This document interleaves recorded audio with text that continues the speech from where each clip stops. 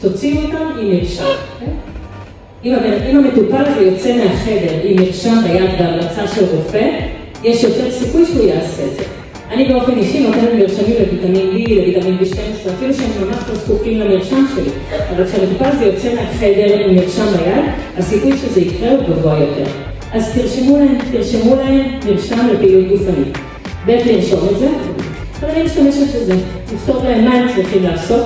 הם צריכים לעשות הליכה, הם צריכים לעשות אימון כוח. איך לעשות את זה? אולי דרך פיזיותרפיסט, אולי הם יכולים פשוט להירשם לחדר הכושר, אולי לתת להם כדף משמשי מעמד, שדרך אגב חוברת הזאת פתוחה ברשת, ואני מחלקת אותה למטופלים, גם נמצא בחום. כמה פעמים לעשות את זה? על פי ההנחיות שדיברנו קודם, צריכים לעשות את זה פעמיים בשבוע, צריכים לעשות סיבוב משקל 3 פעמים בשבוע. ואני חושבת שאחד הדברים החשובים זה גם להסביר למטופלים למה. למה אני ממליצה לך על זה? אני ממליצה לך על חיזוק שריר רגליים, כי אני רוצה שתוכל לקום מהכיסא גם בעוד חצי שנה, שנה ו5 שנים.